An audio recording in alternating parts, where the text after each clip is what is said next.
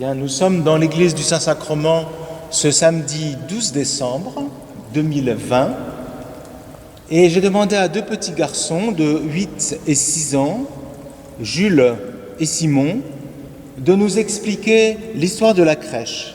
Nous avons essayé de faire à l'église du Saint-Sacrement une crèche qui permet aux visiteurs de mieux connaître l'histoire de Jésus et puis d'avoir peut-être envie de prier le Seigneur. Et je pense que les deux petits-enfants qui sont avec nous, eh bien, ils vont nous aider pour comprendre comment cette crèche peut nous aider. Alors, Jules et Simon, d'abord, vous voyez combien de parties dans la crèche? 2. 2? Il n'y en a que 2? 3? Lesquelles? Celle-ci, celle-ci et celle-ci. Oui, mais ça veut dire comment tu les reconnais? Grâce à la colombe. Voilà, il y a une colombe, c'est-à-dire un oiseau. Et alors, les 3 couleurs, cette colombe, elle a 3 couleurs, c'est lesquelles? Violet, jaune, vert. Voilà. Pourquoi violet? Sur le Jésus n'est toujours pas né. Voilà, Jésus n'est toujours pas né et c'est pour la période d'avant. Alors dans ce morceau de la crèche, Jules, on va regarder ce qui se passe avant Noël. Ensuite, Jules, pour la partie avec la colombe dorée, on va regarder quoi? C'est quand Jésus est né. Voilà, le mystère de Noël.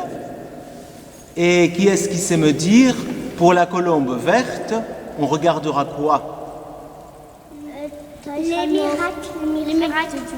Les miracles de Jésus, et puis tout ce que Jésus a fait, jusqu'à quel moment? Jusqu'à le voir mourir. Voilà, qu'est-ce qu'on voit dans la crèche? Tout en haut, Une colombe. et puis encore plus haut, sur le dessin, Il est vivant.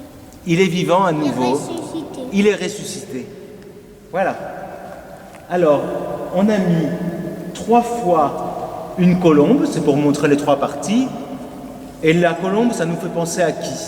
À Dieu. Ou Saint-Esprit. Au Saint-Esprit. Esprit Saint, Dieu de lumière, qu'aujourd'hui nous invoquons.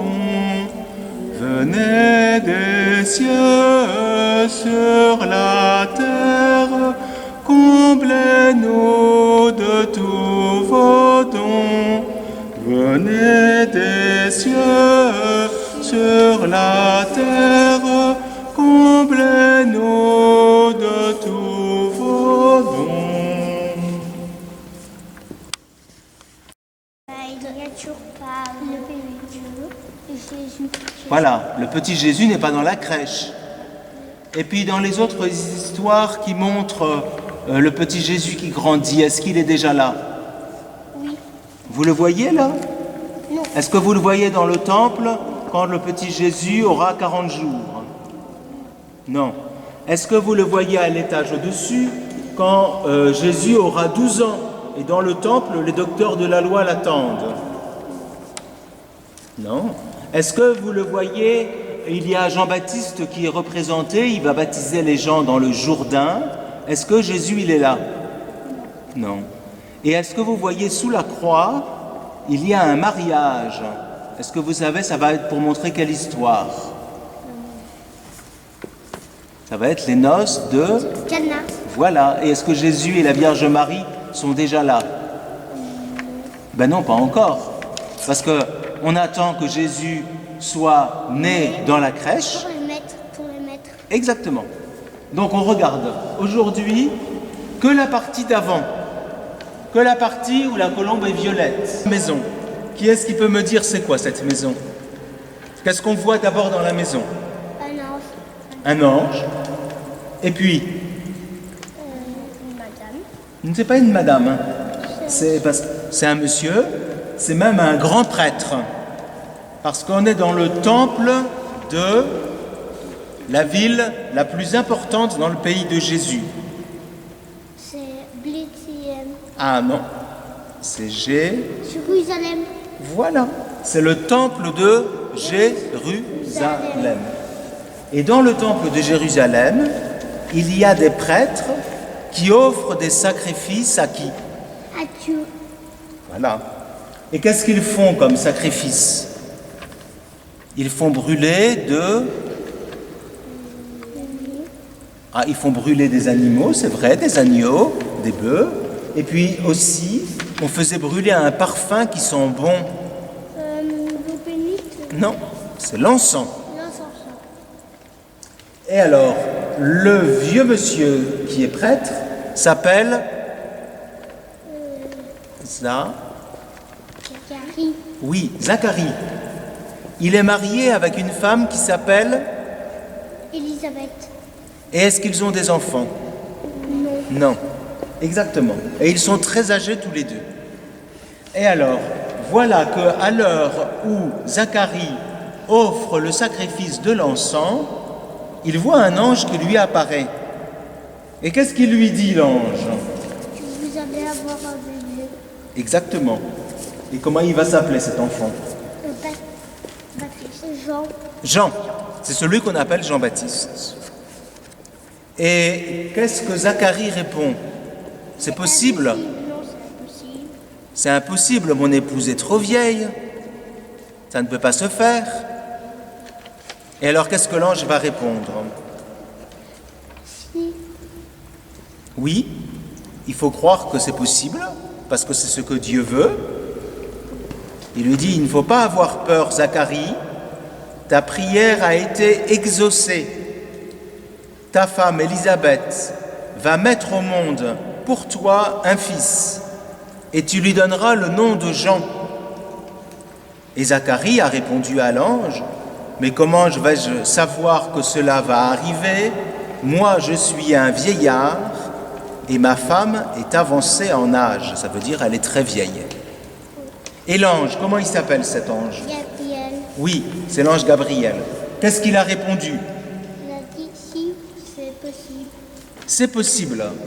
Et comme tu ne veux pas comprendre, Dieu va t'obliger à comprendre. Et comment il va faire pour que tu réfléchisses, que tu ouvres ton cœur, que tu acceptes ce que je dis de la part de Dieu? Tu vas être muet. Tu vas devenir muet jusqu'à ce que tu comprennes. Ça veut dire quoi être muet? Pas pouvoir parler. Voilà. Alors quand Zacharie est sorti du temple, il était muet. Et tous les gens étaient étonnés. Maintenant, on regarde la deuxième petite maison. C'est 6 mois après. Et qu'est-ce qu'on voit dans la maison de la Vierge Marie? Marie, elle a son bébé à l'intérieur de son ventre. Oui. Elle va avoir le bébé qu'elle va avoir dans son sein, qu'elle va porter. Et il y a quelqu'un d'autre qui lui a rendu visite. Un ange. L'ange Gabriel. Le même ange Gabriel, qui a rendu visite à Zacharie, rend maintenant visite à la Vierge Marie. Rend visite à tout le monde. Oui. Et qu'est-ce qu'il dit à la Vierge Marie? Vous allez avoir un bébé Oui. qui s'appelle Jésus. Oui. Et alors, qu'est-ce que la Vierge Marie, elle a dit? Pas possible. Elle n'a pas dit ça. Elle a dit quoi? J'ai pas envie. Passez plus tard, quand j'aurai le temps. J'ai envie de faire comme ma tête. Non, alors elle a dit quoi? Elle a répondu, je suis la servante. Je suis la servante de qui? De Jésus. De Dieu. De Dieu. Qu'il me soit fait selon ta parole. Ça veut dire qu'elle dit oui à Dieu ou elle dit non à Dieu? Elle dit oui à Dieu. Elle dit oui à Dieu. Sois sans crainte, Marie, tu as trouvé grâce auprès de Dieu. Tu vas concevoir, ça veut dire tu vas porter un petit enfant dans ton sein. Et tu vas enfanter un fils. Tu lui donneras le nom de Jésus. Il sera grand, il sera appelé le Fils du Très-Haut. Et la Vierge Marie, qui était très étonnée de cette salutation, elle a répondu à l'ange, comment cela va-t-il se faire puisque je ne connais pas d'homme? Mais elle ne dit pas, c'est pas possible. La Vierge Marie dit, comment je vais faire pour faire la volonté de Dieu? Et l'ange lui a donné une très belle réponse. Il faut bien écouter. L'Esprit Saint viendra sur toi et la puissance du Très-Haut te prendra sous son ombre. C'est pourquoi celui qui va naître sera saint et sera appelé Fils de Dieu. Vous avez entendu, on a parlé de qui? De l'Esprit. Saint. Oui. Du Très-Haut. C'est qui le Très-Haut? Dieu. Dieu le Père. Et le Fils de Dieu, c'est Dieu le Fils, c'est Jésus. Voilà. Là, l'ange Gabriel a parlé à la Vierge Marie du Père et du Fils et du Saint-Esprit. C'est important comme message? Eh bien oui, parce que c'est le mystère de Dieu. La Vierge Marie, elle découvre le mystère de Dieu. Et on passe maintenant dans la troisième petite maison. On va dans la maison toujours à Nazareth, mais c'est la maison de Joseph. Et c'était qui Joseph? C'était Saint-Joseph. C'est Saint Joseph. Et c'était qui? C'était le papa de la Vierge Marie? Non, c'était qui? C'était le fiancé. Le fiancé de la Vierge Marie. Et Saint Joseph est très inquiet parce qu'il voit que depuis que la Vierge Marie a dit oui à l'ange, elle commence à avoir un petit bébé qu'elle porte dans son sein, dans son corps. Et Saint Joseph, il sait très bien, c'est pas moi le papa. Et Saint Joseph, il sait aussi la Vierge Marie, c'est vraiment une sainte personne. Alors il dit, je pense que c'est le mystère de Dieu qui est là, et moi je ne suis pas assez saint pour m'occuper du mystère de Dieu. Et il dit, je crois qu'il faut que je parte. Je ne vais pas épouser la Vierge Marie, parce que je ne suis pas assez saint. Et pendant la nuit, dans sa maison, comment vous voyez que c'est sa maison? Grâce à la petite lampe rouge. La petite lampe rouge, elle montre que c'est la nuit. Il y a un ange qui apparaît, mais on voit au fond de la maison quoi? Table. Une table, c'est pas une table normale, c'est une table de menuisier. Ça s'appelle comment? Une établie. Parce que le métier de Saint Joseph, c'était quoi? Charbonnier. Non. Charpentier. Charpentier. Ça veut dire qu'il est comme un menuisier, donc il a une établie dans sa maison. Et pendant la nuit, un ange est venu visiter Saint Joseph et lui a dit quoi? Vous allez épouser Marie, c'est la volonté de Dieu, et Marie, elle va avoir un enfant qui s'appellera comment? Jésus. Et ce sera qui, ce petit Jésus? Ce sera le Fils de Dieu. Voilà, exactement. Et l'ange, il a dit à Saint Joseph, c'est Dieu qui a choisi Joseph pour protéger le petit enfant et pour protéger la Vierge Marie. D'accord? Alors ici, j'ai pris un autre petit chant. C'est un chant qui est ancien, hein? Et on va chanter un couplet ou deux de ce chant. Joseph est bien marié, Joseph est bien marié à la fille de Jessé, à la fille de Jessé. C'était chose bien nouvelle que d'être mère et pucelle. Dieu y a bien opéré, Joseph est bien marié. Quand Joseph fut aperçu, que Marie fut aperçue, que Marie avait conçu, que Marie avait conçu, il lui dit, ma douce amie, cette digne ne suis mie, d'être à vous appareillé, Joseph est bien marié. Quatrième. Mais Gabriel lui a dit, Joseph, tu es en crédit, Joseph, tu es en crédit, car ton épouse Marie est grosse de fruits de vie, par prophète publié, Joseph est bien marié. Nous passons dans la 4e petite maison, tout en haut. On voit 2 dames. C'est qui? Élisabeth et Marie. Voilà. Et sur le tablier des 2 personnes, des 2 santons, il y a 2 bébés. Et c'est qui? Jésus. Oui. Jésus Et puis et Jean-Baptiste. Jésus et Jean-Baptiste. Et quand la Vierge Marie est arrivée, Sainte Élisabeth, elle était contente ou non de voir sa cousine? Oui, elle est contente. Elle était très contente. Et alors, qu'est-ce qu'elle lui a dit? Tu sais, elle lui a dit, qu'est-ce que tu viens faire ici? Tu m'embêtes? Non. Elle était tellement contente qu'elle est sortie de la maison et elle a dit, mais comment ça se fait que tu viennes me voir? Tu es bénie entre toutes les femmes, dit Élisabeth. Le fruit de tes entrailles est béni. Le fruit des entrailles de Marie, c'est Jésus. D'où m'est-il donné que la mère de mon Seigneur vienne à moi? Vois-tu, quand les paroles de salutation sont parvenues à mes oreilles, l'enfant que je porte, le petit Jean-Baptiste, a tressailli d'allégresse en moi. Il a sauté de joie dans mon ventre. Heureuses celles qui ont cru à l'accomplissement des paroles qui lui furent dites de la part du Seigneur. Et la Vierge Marie, elle a dit quoi?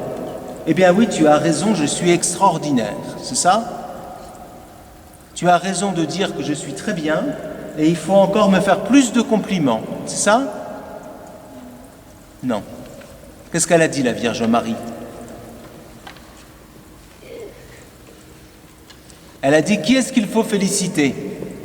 Jésus. C'est Dieu qu'il faut féliciter. Elle a dit, c'est vrai tout ce que tu racontes, mais celui qu'il faut féliciter, c'est Dieu, parce que c'est Dieu qui a fait des merveilles. Le puissant fit pour moi des merveilles, saint est son nom. Et donc, dans la maison d'Élisabeth, il y a maintenant Élisabeth, son mari qui s'appelle comment?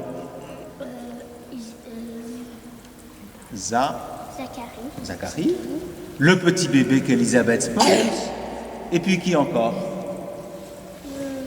Jean-Baptiste. Jean-Baptiste, c'est le petit bébé qui porte. Jésus. Jésus, c'est le bébé que la Vierge Marie porte, et puis la Vierge Marie. Et la Vierge Marie, est-ce qu'elle est sainte? Oui. Oui. Alors la Vierge Marie qui est sainte, elle porte Jésus d'Élisabeth. Qui y a-t-il? Marie. Marie, Jésus. le petit bébé qu'elle porte, Élisabeth. Élisabeth, Jean-Baptiste. et le papa, Et Zacharie. et Zacharie.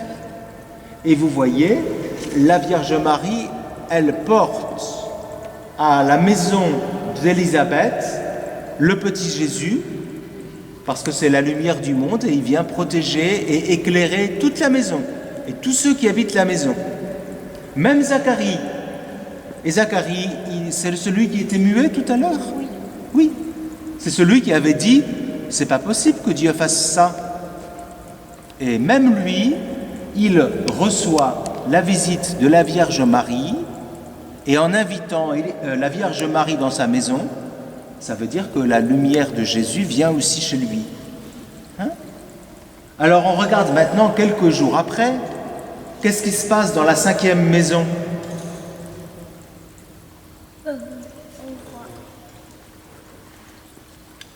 On voit un bébé sur les genoux de sa maman. C'est qui? C'est Jean-Baptiste.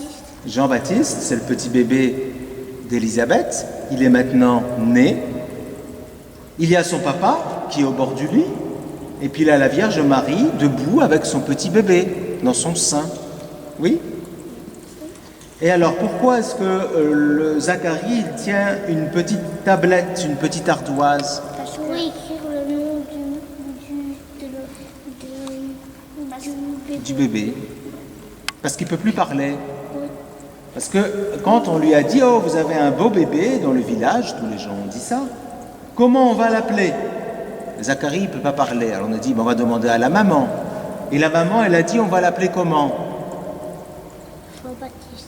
Jean. Et les gens, ils ont dit, mais la personne qui s'appelle comme ça dans ta famille, on va plutôt l'appeler Zacharie. On va demander au papa comment il veut qu'on l'appelle.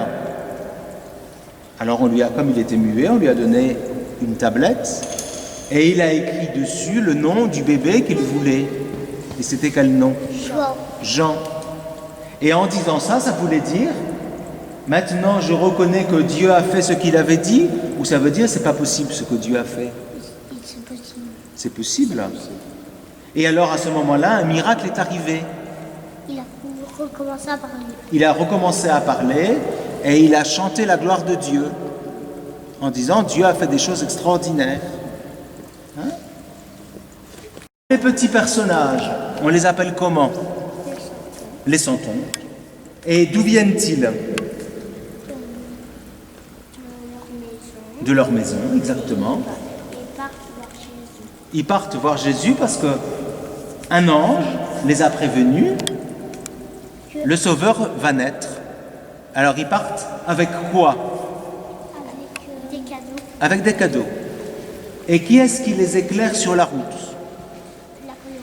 C'est-à-dire Le le Saint-Esprit. Et c'est pour ça qu'il leur donne le courage pour partir, parce que c'est quelquefois un grand voyage.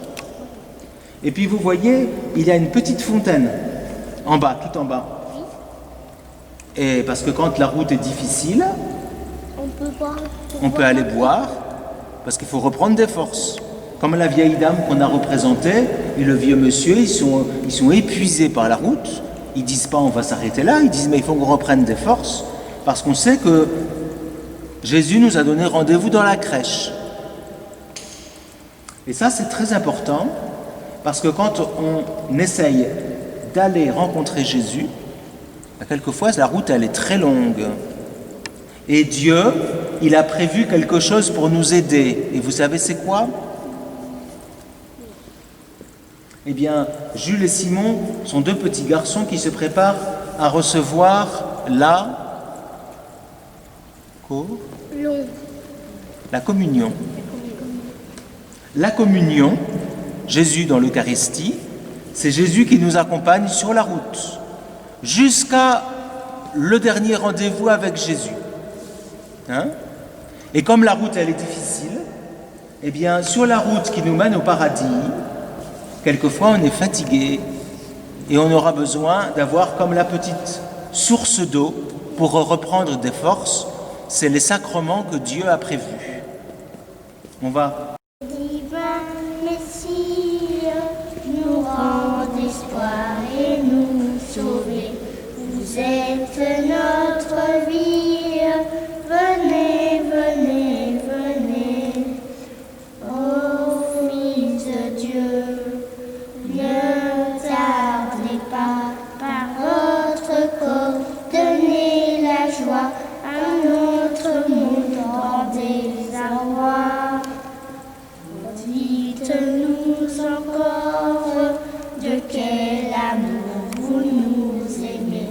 Tant d'hommes vous ignorent. Venez, venez, venez. Venez, divin Messie, nous rendre espoir et nous sauver. Vous êtes notre vie. Venez, venez, venez. À Bethléem, les cieux chantaient que le meilleur de vos bienfaits, c'était